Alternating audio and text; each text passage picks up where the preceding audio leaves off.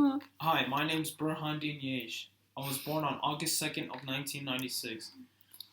The first event that I'm going to be talking about is MTV2. MTV2 was launched on August 1st of 1996. MTV stands for Music Television. MTV2 is an American digital cable and satellite television channel that is owned by Viacom Music, an entertainment group, a unit of the Viacom Media Networks division of Viacom. The channel is also broadcast over the air in selected markets where the former All Request music channel known as The Box was broadcast, which was acquired by MTV Networks in 2001 for the sole purpose of conversion to MTV2. Though these stations have been sold off in recent years, when it launched in 1996, the original purpose of the channel was to give music fans a place to see constant commercial-free music videos.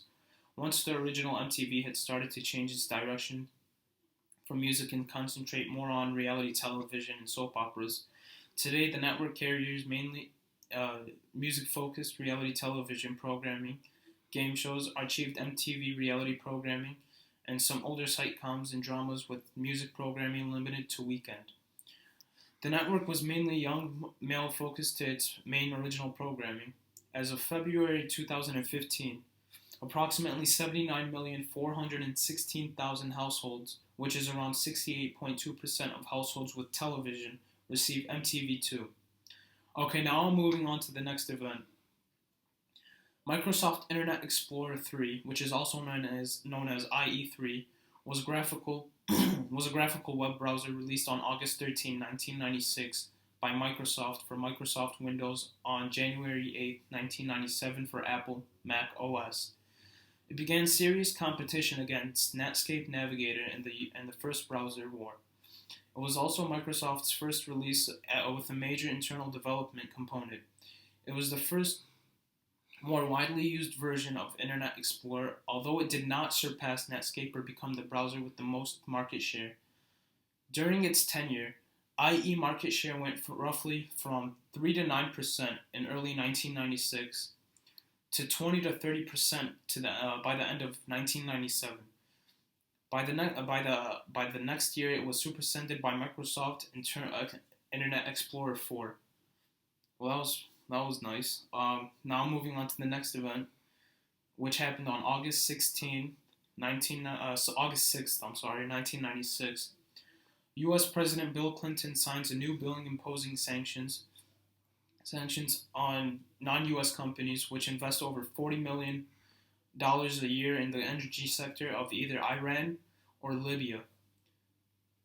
Under the law, the president would be required to impose at least two of the following sanctions: import and export bans, lending embargoes from U.S. banks, a ban on U.S. procurement of goods and services from sanctioned companies, and its denial of U.S. exports financing. The European Union has stated its opposition to the U.S. law and threatened retaliations. Now moving on to the next event. The next event happened on August 25th of 1996. The Golf Amateur Championship, won by Tiger Woods, the 96th U.S. Golf Amateur Championship, was won by Tiger Woods. Woods has broken numerous golf records. He has been world number one for the most consecutive weeks and for the greatest total number of weeks of any golfer.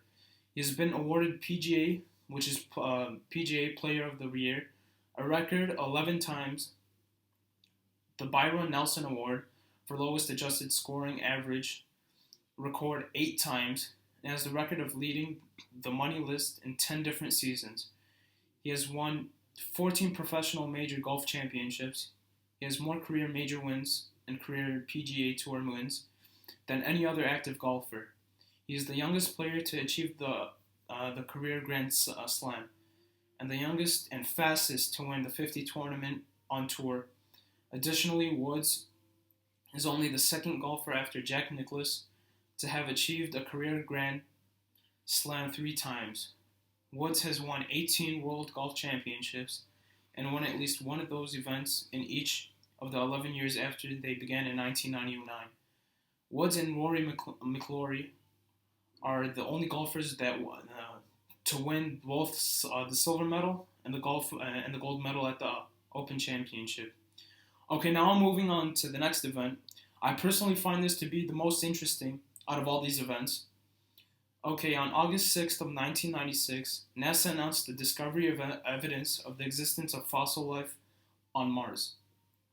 Scientists of NASA and Stanford University in California have found evidence for the fossil life in Martian rock, life in a Martian rock. This is also called SNC meteorite. Now, this SNC meteorite had been injected into space by asteroid impact on Mars about 15 million years ago and traveled around the Sun on an elliptical orbit on its own as a miniature planet until it impacted on Antarctic ice field about 13,000 years ago. It was labeled Allen Hills 84001 or ALH 84001. What was discovered is complex organic compounds with the rock, so-called PAH, which is polycyclic aromatic hydrocarbons. The chemistry, mineralogy, and texture of these compounds and surrounding carbonates collectively point to a biological origin, and thus the conclusion there is evidence for primus life on Mars. Thank you for watching.